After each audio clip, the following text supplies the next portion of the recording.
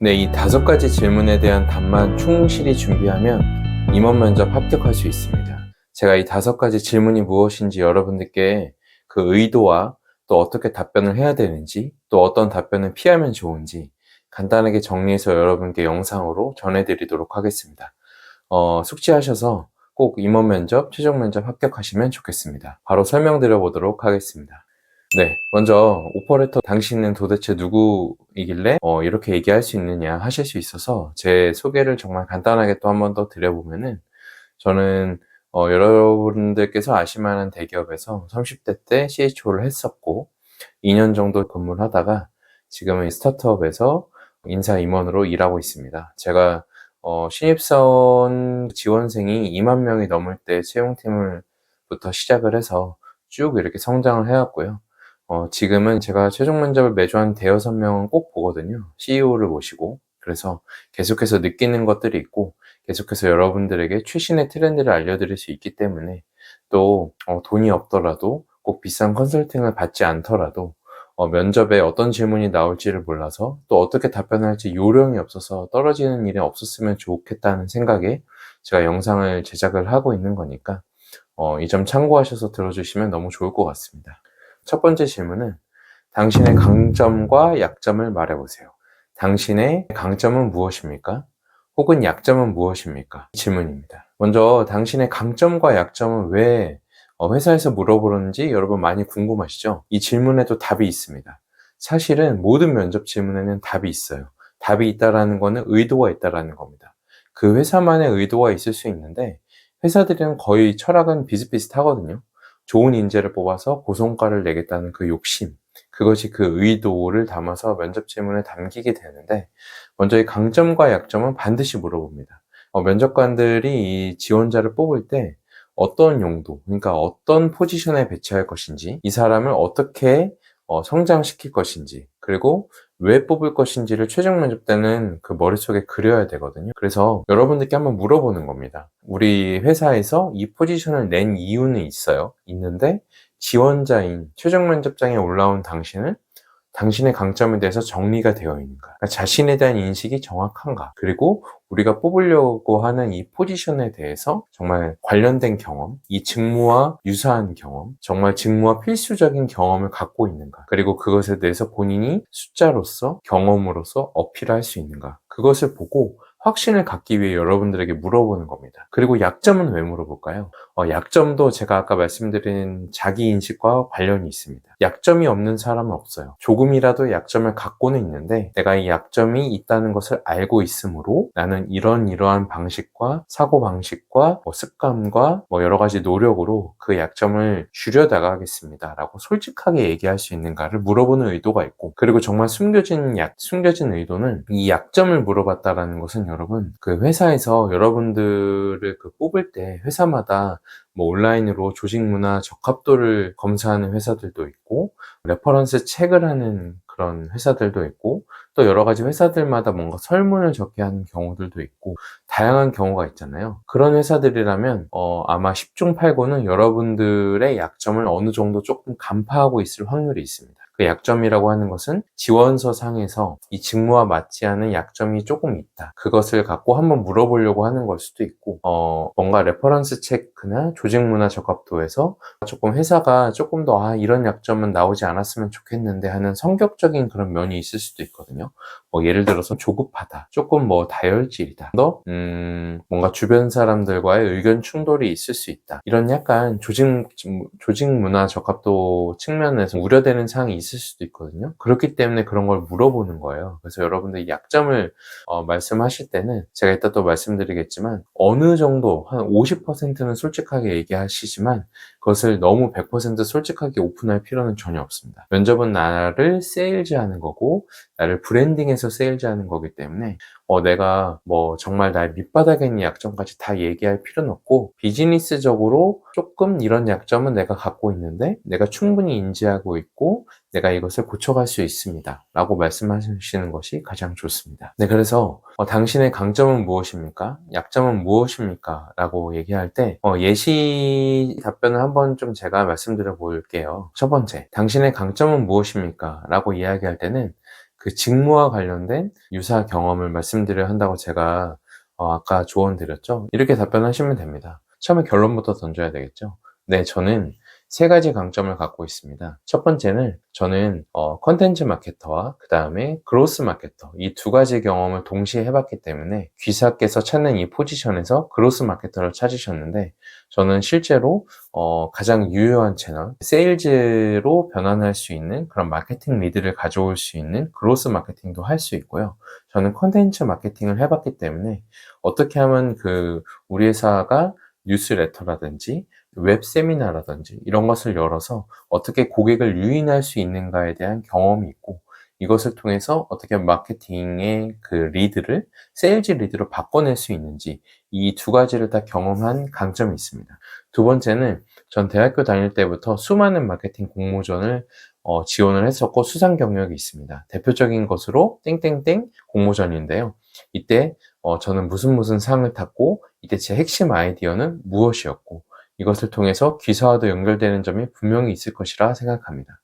세 번째는 저는 협업이 능한 마케터입니다. 그 이유는 저는 이전 직장에서도 10명이 되는 마케팅 팀과 같이 일을 했었었고, 그때 다면평가의 결과에서도 주변의 동료들이 저와 함께 일하고 싶다고 얘기했는데, 그 이유는 제가 실무적으로도 이렇게 결과를 내는 마케팅을 했었었고, 또 협업 관점에서도 저는 주변을 좀 아우르고 좀 이렇게 중간에서 소통을 하는 역할입니다. 그런 역할들이 또 주변 동료들이 좋게 평가했던 것 같습니다. 이렇게 강점은 세 가지 정도로 어필을 하면서, 첫 번째는 직무와 유관된 경험으로 얘기하는 것이 가장 좋다. 그것이 구체적으로 숫자와 프로젝트 경험으로 이야기하면 더욱더 좋다. 그리고 협업이 되는지 소통이 되는지까지 같이 믹스해서 이야기해 주시면 정말 좋을 것 같습니다. 두 번째는 약점에 대한 얘기인데요. 약점에 대한 얘기는 제가 아까 이렇게 너무 크리티컬한 거를 말씀드릴 필요는 없다고 말씀드렸는데, 이 정도 약점으로 얘기하면 좋을 것 같습니다. 제가 한번 예시를 드려보면, 네, 저의 약점은 성장하는 데 있어서 조금은 시간이 걸리고 확 치고 올라오는 그런 경향이 있는 것입니다.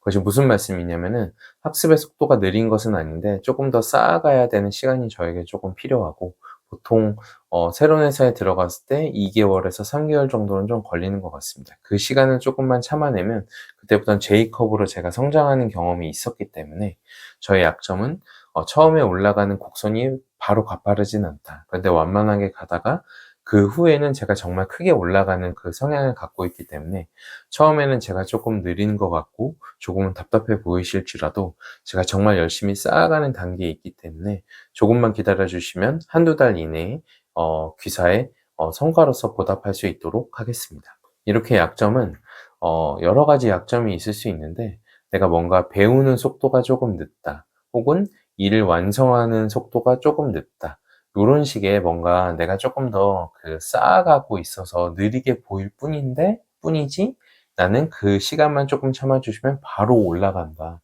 이런 식의 약점을 이야기하시는 것이 가장 좋고요. 내가 성격적으로 조금 다혈질이다, 내가 이런 것은 참지 못한다, 혹은 뭔가 조금 비즈니스 현장인데 뭔가 정치적인 얘기를 한다든지 불필요한 이야기를 하시지 않는 것이 포인트입니다. 네. 두 번째 질문은 이 회사에 왜 지원했는지 지원 동기를 물어보는 질문입니다. 이 지원 동기는요, 가장 중요한 질문 중에 하나인 것 같습니다. 왜 중요하냐면, 이 지원자가 여기저기 마구잡이로 지원하는 지원자인가? 아니면 정말 우리 회사에 대해 잘 알아보고 정말 우리 회사에서 정말 오랫동안 혹은 일정 기간 동안 정말 공헌을 하고 싶어서 지원을 했는가? 그리고 무엇보다 우리 회사가 나아가고자 하는 비전과 미션, 여러 가지 핵심 가치를 잘 알고 그것에 뭔가 좀 감동이 있었거나 뭔가 조금 얼라인된 것이 있어서 지원했느냐, 이것을 보기 위해 던지는 질문이고, 정말 중요한 질문이라고 다시 한번 말씀드립니다. 이 지원 동기에 답변하는 요령이 있습니다. 이 첫 번째는 반드시 이 회사의 비전과 미션, 핵심 가치 등 이 회사에 대해서 충분히 알아봤다는 것을 어필하셔야 됩니다. 일단 이 회사에 대해서 충분히 알아봤다라는 것은 이 회사의 홈페이지를 먼저 꼭 들어가 보셔야 돼요. 홈페이지에 특히 비전과 미션, 핵심 가치 없는 회사들은 거의 없습니다. 이 회사가 이 세상에 왜 존재하고 무엇을 하려고 하고 이 무엇을 하기 위해 지금 세부적으로 어떤 것을 했다라는 게 요즘들은 많이 정립이 되어 있거든요.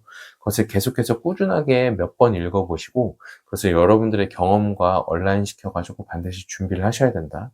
이 말씀을 드리고 그 다음에는 그래서 내가 이 회사에서 무엇을 공헌을 할 수 있을지를 간략하게 요약을 해서 그것이 나의 이 직무 경험 혹은 이 회사와 관련된 경험을 예를 들어서 믹스를 시켜줘서 답변하시는 것이 가장 유리합니다. 이 질문에 숨겨진 의도는 우리 회사에 대해 조사를 했는가? 우리 회사의 가치에 대해서 공감하는가? 이 회사는 우리 회사에 대해서 잘 알고 있기 때문에 일정 기간 이상 좀 다닐 수 있는 사람인가? 이것을 보기 위한 질문이다. 이렇게 말씀드립니다. 그래서 제가 한번 예시 답변을 간단하게 설명을 한번 해보도록 할게요. 간단합니다. 근데 저는 이 기사의 핵심 가치인 무엇에 대해서 상당한 감동을 느꼈습니다. 왜냐하면 제가 학창시절 어떤 아르바이트를 하면서 이러한 경험이 있었는데 이때 어떠한 고객들과 소비자들이 이런 어려움을 겪는 것을 보면서 이런 것을 해결해 줄 수 있는 회사가 있다면 정말 좋겠다라는 생각을 하게 되었는데 제가 1년 전쯤에 기사의 프로덕트 제품과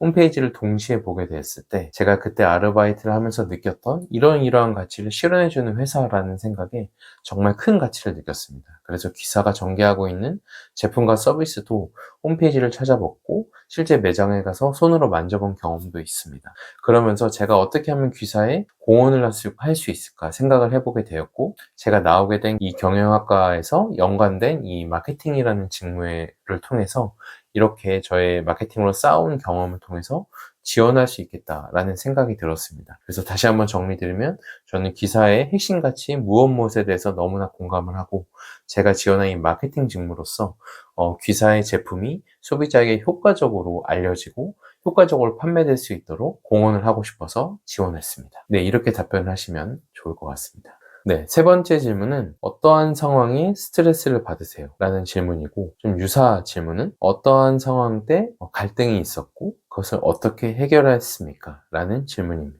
네, 이 질문은 미리 준비하지 않으면 좀 많이 힘들어요. 특히 어떠한 갈등 상황이 있었냐, 이 갈등 상황을 어떻게 해결했냐 라고 물어볼 때 특별히 갈등 상황이 없었을 수도 있거든요. 근데 저는 갈등 상황이 없었습니다 라고 말을 하는 것은 사실 면접관이 그렇게 기대하는 답변은 아닙니다. 어떠한 것을 내가 갈등이라고 규정을 하느냐, 그리고 그 갈등을 내가 규정한 그 갈등 상황일 때 나는 어떻게 행동하는 유형이냐, 그리고 나는 그 행동을 통해 어떻게 해결하느냐를 면접관이 물어보고 싶고 듣고 싶거든요. 그래서 갈등 상황이나 스트레스 상황에 대해서 물어볼 때 답변을 해주는 것이 중요하고 그 답변의 요령은 내가 생각하는 스트레스 상황이나 갈등 상황은 이것입니다. 근데 나는 그럴 때 이렇게 행동을 합니다. 그래서 나타난 결과는 이것입니다. 따라서 저는 이것이 효과적이었고 문제가 없었다고 생각하기 때문에 기사에 와서도 이러한 갈등 상황이 생긴다면 저는 현명하게 이러한 흐름을 통해서 해결해 나가겠습니다.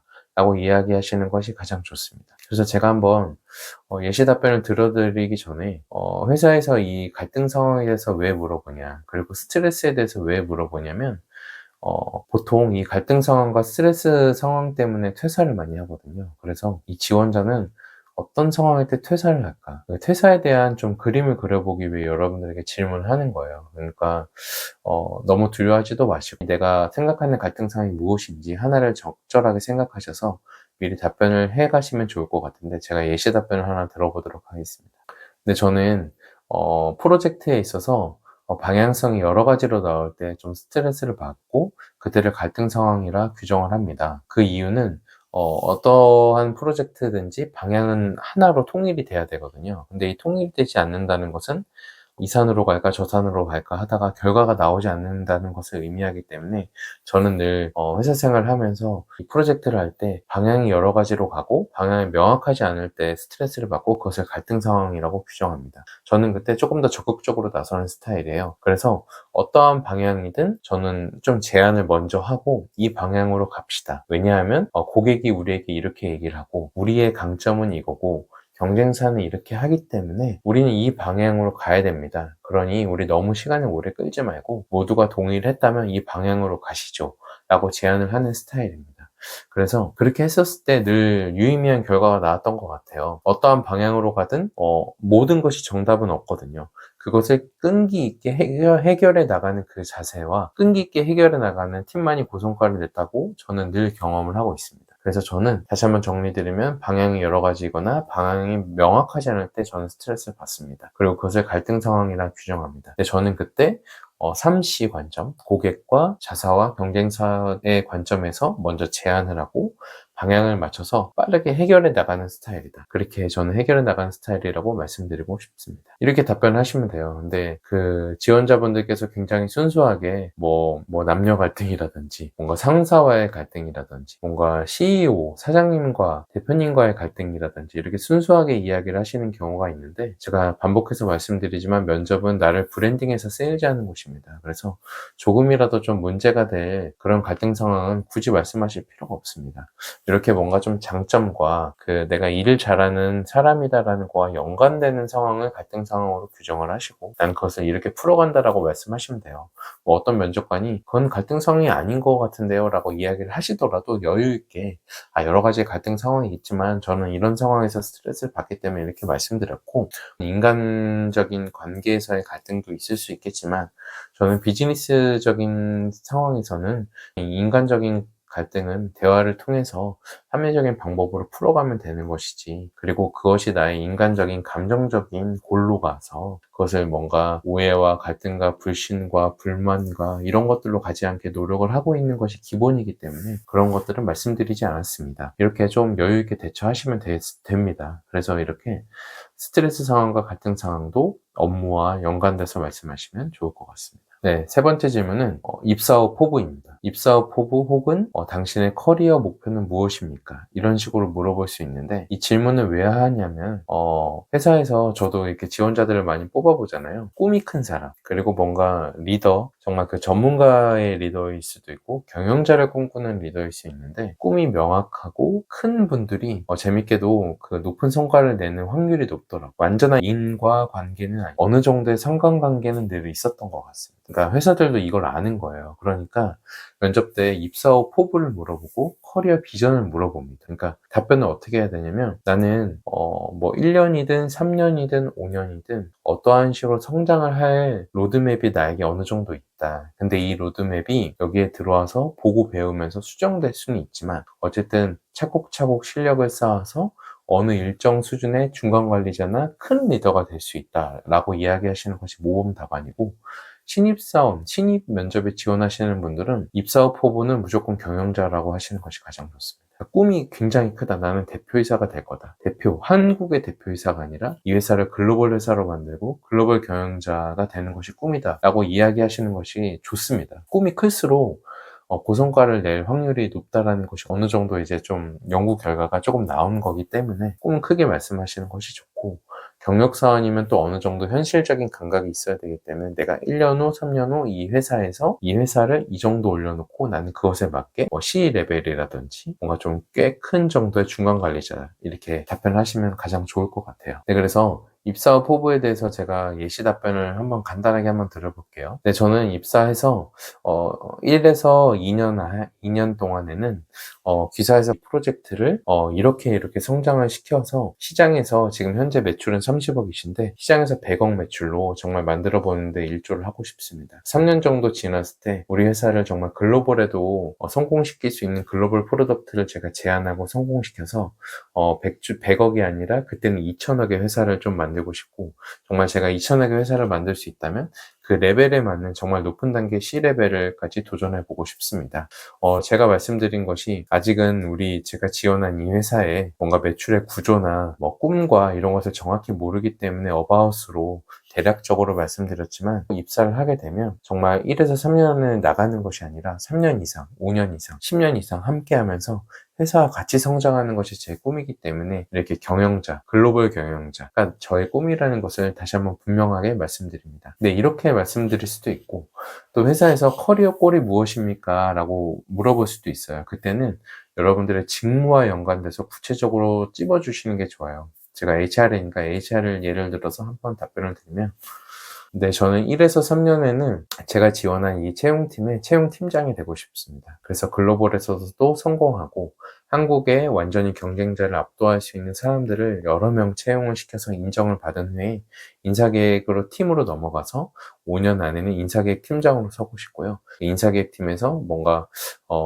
구성원들의 고성과와 정말 좋은 조직 문화를 기획하는 제도와 시스템을 만들어서 성공시킨 후 10년 안에 저희 인사 최고 책임자가 되고 싶습니다. 그래서 우리 회사의 모든 인사적이고 전략적인 결정을 총괄하는 정말 인사 책임자로 성장해서 우리 회사와 같이 정말 누구나 인정하고 누구나 배우고 싶어하는 인사 총괄 책임자로서 고원하고 싶습니다. 감사합니다. 네, 이렇게 답변하시면 좋은 대답이 될 것 같습니다. 네, 5번째 질문인가요?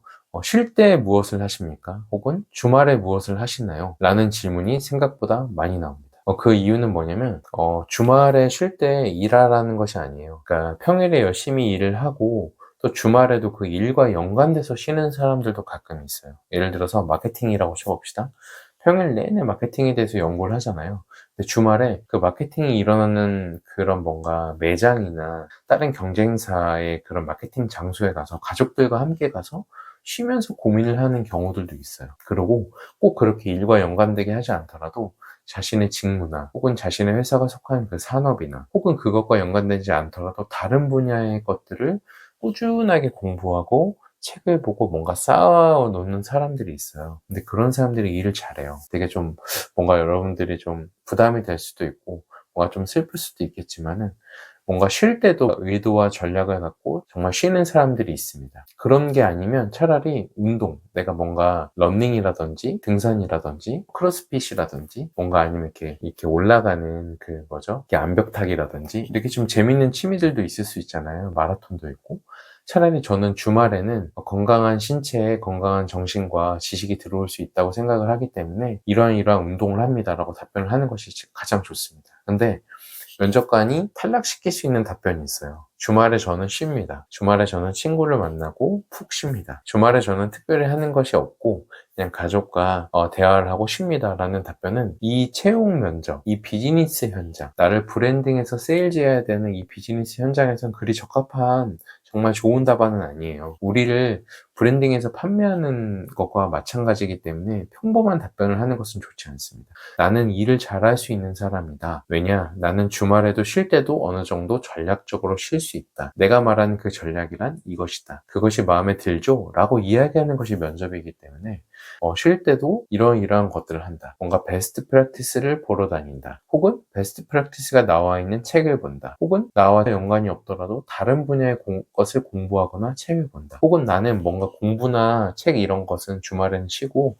차라리 운동을 한다. 이렇게 시간을 보낸다. 라고 이야기하는 것이 가장 좋습니다. 뭔가 의도를 갖고 이렇게 쉰다. 그 이유는 무엇이다 라고 답변하는 것이 가장 좋습니다. 그럼 제가 한번 예시 답변을 들어보도록 할게요. 저를 디자이너라고 한번 가정을 해볼게요. 뭔가 패셔너블하고 뭔가 창의적인 그래픽 디자인을 하거나 뭔가 의상 디자이너라고 가정을 한번 해보고 답변을 드리면 근데 저는 주말에 뭔가 영감을 얻고 제 업무에 조금 더 도움이 되는 방향에서 쉬는 것을 전략적으로 하는 것을 좋아합니다. 그래서 저는 주말에 한 달에 2번 정도는 미술관에 꼭 갑니다. 가서 여러 가지 그림도 보고 작품도 보면서 제 분야와 관련된 것들을 계속해서 생각을 해봐요. 그렇게 생각했을 때 고민을 하고 있기 때문에 영감이 떠오를 때도 있고 아이디어가 떠오를 때도 있습니다. 이렇게 주말에 쉽니다. 이렇게 말씀하셔도 되게 좋아요. 아니면은 제가 또 다른 예로 저는 이제 주말에 마라톤을 한다고 하면 답변을 해볼게요. 근데 저는 주말에 쉴 때 마라톤을 합니다. 여러 가지 공부도 할 수 있고 가족과 시간을 보낼 수 있는데 마라톤을 하는 이유는 저를 극복할 수 있는 경험을 할 수 있기 때문에 굉장히 매력적인 것 같아요. 특별히 5km 마라톤, 10km 마라톤, 25km 마라톤을 목표를 정해놓고 하는 것이 굉장히 저에게 쾌감이 있고 저는 요즘에 10km 마라톤에 조금 더 재미를 느낍니다. 정말 느린 기록이긴 하지만 그래도 조금씩 기록을 갱신해 나갈 때 성취감도 느끼고 이것이 뭔가 일을 할 때도 도움이 되는 것 같습니다. 그래서 저는 주말에 쉴 때 이렇게 쉽니다. 이렇게 답변을 하시는 게 좋습니다. 네, 그래서 오늘 제가 한 4-5가지 질문, 최종 면접에서 물어보는 질문 4-5가지를 말씀드렸어요. 당신의 강점과 약점은 무엇이냐? 그리고 왜 우리 회사에 지원했냐? 지원 동기를 말해봐라. 그리고 입사 후 포부에 대해서 한 번 더 얘기해봐라. 그리고 스트레스 받고 갈등 상황은 무엇이라 생각하고 당신은 어떻게 극복하냐? 그 다음에 마지막으로 주말이나 쉴 때 무엇을 하느냐? 이 질문인데, 이 질문은 거의 반드시 나옵니다. 그리고 이 질문에 대한 답을 잘 정리해 놓으시면 여기서 파생돼서 얼마든지 답변을 할 수 있어요. 내 강점과 약점을 정리해 놨기 때문에 뭔가 직무적인 질문이 들어와도 이 강점에서 써서 답변을 해도 되고, 회사에 대한 질문이 들어와도 지원 동기에서 꺼내서 답변을 해도 되고, 뭔가 너는 평소에 취미나 특기나 쉴 때 뭐 하냐라고 물어보면 주말에 하는 것을 얘기하면 돼. 또 너가 팀워크나 소통이나 이런 것을 어떻게 풀어갔느냐라고 얘기하면 갈등 상황이나 스트레스 상황에서 준비했던 답변을 갖고 이야기를 하면 됩니다. 거의 이 모든 영역에서 질문이 끝나요. 그래서 제가 다시 한번 정리드리면 이 5가지 질문에 대해서 답변을 쭉 잘 상세하게 써보세요.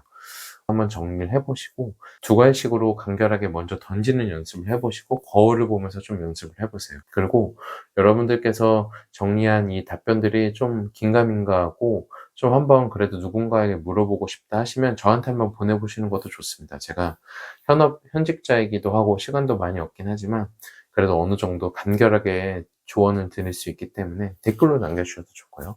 이 5가지, 4가지 질문에 대해서는 반드시 준비를 하시고 잘 준비하시면 최종 면접 때 반드시 합격을 하실 수 있을 겁니다. 도움이 되셨다면 좋아요나 구독 한번 눌러주시면 저에게는 큰 힘이 될 것 같습니다. 도움이 되시면 좋겠습니다. 여기서 마치겠습니다. 감사합니다.